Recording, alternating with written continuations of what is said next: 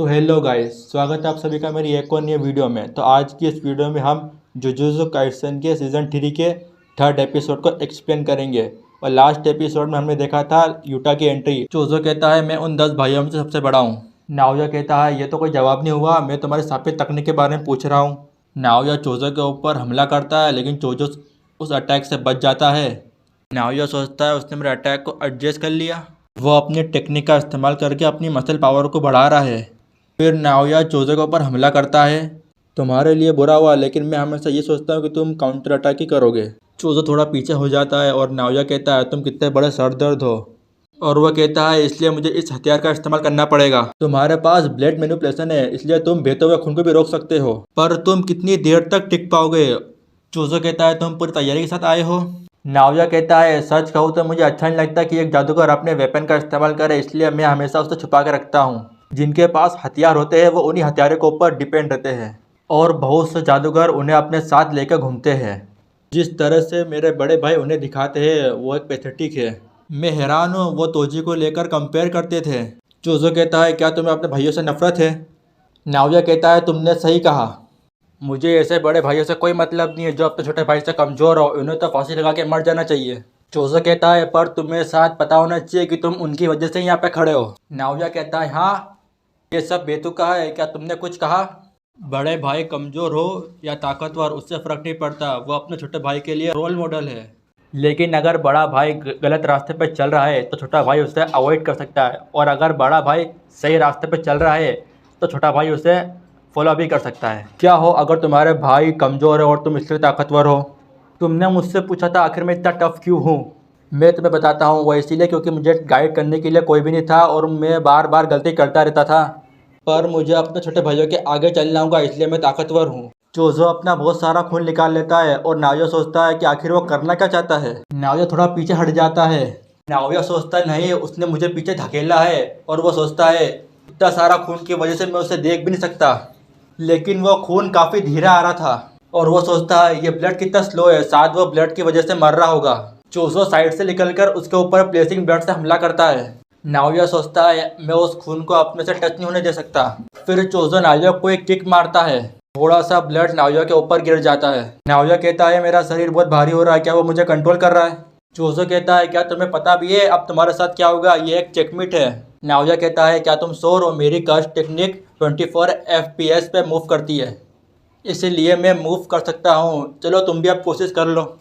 चोजो attack नहीं करता है, लेकिन नाओया कहता है क्यों, ये मूव चोजो ने खुद बनाया था, ये उस ट्रेनिंग का नतीजा है जो उसने 150 साल तक की थी। चोजो कहता है सुपरनोवा, सॉरी पर तुम अपने भाइयों से प्यार नहीं करते थे। एकदम से वहाँ पे ब्लड बम की तरह फट जाता है। नाओया कहता है मैं अभी कुछ नहीं समझा।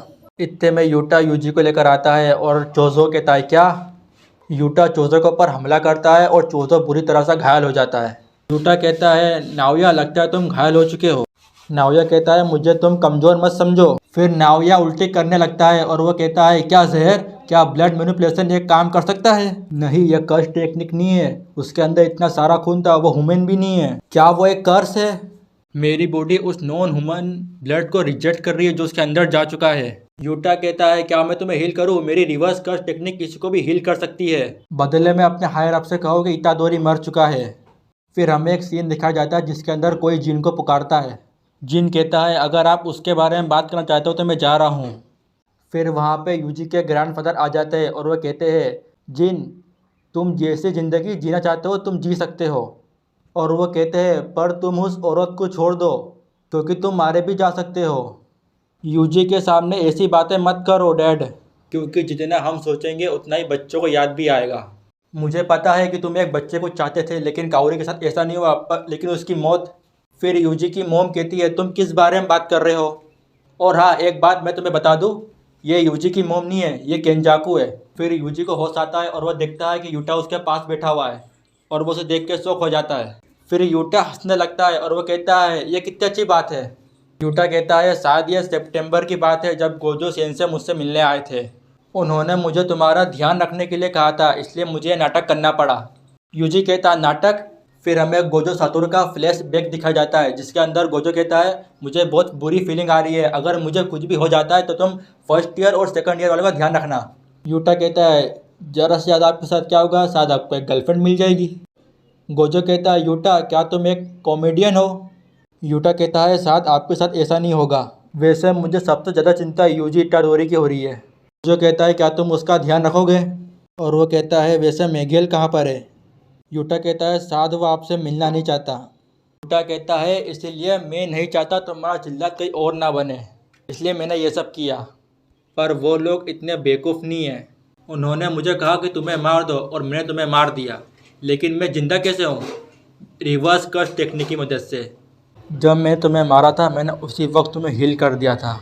मुझे लगा कि ये तुम पे काम करेगा। जितना मैंने तुम्हारे बारे में सुना था उससे तो ये लगा था। और ये दूसरी बार है कि तुम्हारी मौत का दूसरा नाटक किया। शायद बाद में उन्हें पता चल जाए, लेकिन अभी के लिए फ़िलहाल तुम मर चुके हो। यूजी कहता है पर तुम ये सब क्यों कर रहे हो? क्योंकि तुम उन लोगों के लिए ज़रूरी हो जो मेरे लिए ज़रूरी है। क्योंकि मेरे पास भी ऐसी पावर थी जिसे मैं कभी हैंडल नहीं कर सकता था। मुझे लगा ये मेरे साथ क्यों हो रहा है, पर इसमें मेरी ही गलती थी। लेकिन तुम्हारे साथ ऐसा नहीं है। जो पावर तुम्हारे पास है वो तुम्हारी नहीं है, तो इसमें तुम्हारी कोई भी गलती नहीं है। तो खुद को दोष मत दो। तुम समझ नहीं रहो, इसमें ऐसा नहीं कि इसमें गलती मेरी है या नहीं। लेकिन फिर पीछे से आवाज़ आती है इटाडोरी। फिर हम देखते हैं वहाँ पे मेगुमी आ जाता है। यूजी कहता है फुशिगोरो। फुशिगोरो कहता है तुम यहाँ पे क्या कर रहे हो? चलो जुजुत्सु हाई चलते हैं। बैरियर कमज़ोर होने लगा है। जब तक कोई तुम्हारा चेहरा नहीं देख लेता जब तक ये सेफ़ है। और वो कहता है हम बाकी स्टूडेंट के साथ मिलेंगे, तो चलो। यूजी कहता है ऐसे एक्ट मत करो कि सब ठीक है, और ऐसे भी एक्ट मत करो कि कुछ नहीं हुआ है। यूटा को यूजी की बात याद आती है और वो कहता है सॉरी मैं अभी नहीं मर सकता।